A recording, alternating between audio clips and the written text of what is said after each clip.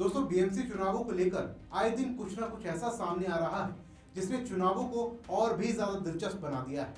AIM के प्रमुख असदुद्दीन ओवैसी जो बीजेपी के खिलाफ बोलने में कोई कसर नहीं छोड़ते, जो प्रधानमंत्री मोदी को लेकर आए दिन उलूल जुलूल बयान देते रहते हैं, जो संसद में भाजपा को घेरने के लिए मौके तलाशते रहते हैं, उनकी पार्टी ने भाजपा के सामने गठबंधन की झोली फैलाई। जी हाँ दोस्तों, सही सुना आपने। असदुद्दीन ओवैसी ने मुंबई नगर निगम चुनावों में बीजेपी के सामने अपने दोनों हाथ फैला दिए।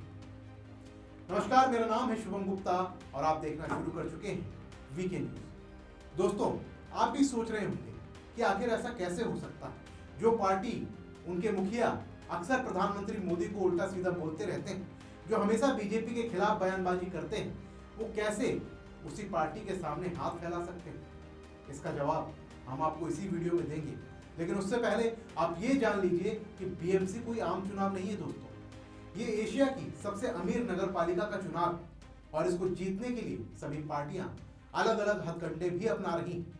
इन चुनावों में हमने काफी कुछ देखा, जैसे हमने दो बिछड़े हुए भाइयों का मिलन देखा, फिर उन्हीं भाइयों की पार्टी में उनके कार्यकर्ताओं को आपस में भिड़ते हुए भी देखा।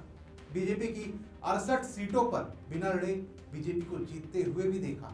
अब जब इतना कुछ देख ही लिया है तो ओवैसी साहब को हम भाजपा के सामने हाथ फैलाते तो देख ही सकते हैं। दरअसल अकोट नगर पालिका में 35 में से 33 सीटों पर चुनाव हुए थे, जिसमें बीजेपी ने 11 सीटों पर जीत हासिल की, जिसके बाद बहुमत न होने की वजह से ओवैसी की पार्टी ने बीजेपी से एक गठबंधन कर लिया।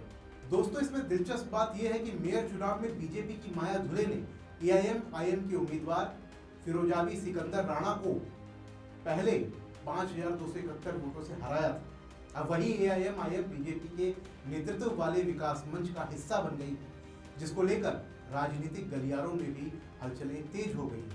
आपको ये भी बता दें कि भारतीय जनता पार्टी के नेतृत्व में बने इस नए गठबंधन अकोट विकास मंच की कुल ताकत अब 25 सदस्यों की हो गई है, जिसमें मेयर माया धुले 26वीं सदस्य के रूप में शामिल है। इस मंच में बीजेपी के पास 11, AIM 5, Shinde 1, UBT Shiv Sena 2, Ajit Pawar NCP 2, Sharad Pawar NCP 1 और प्रहार के 3 सदस्य शामिल हैं।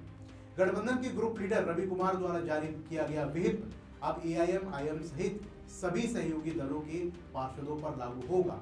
मतलब ये कि बीजेपी जो एआईएम के पार्षदों को आदेश देगी, वो उनके पार्षदों को मानना होगा।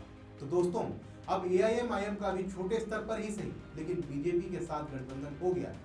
लेकिन अभी 15 जनवरी को बीएमसी चुनाव होने और अभी और भी बहुत कुछ देखना बाकी है। तो फिलहाल के लिए इस रिपोर्ट में बस इतना ही।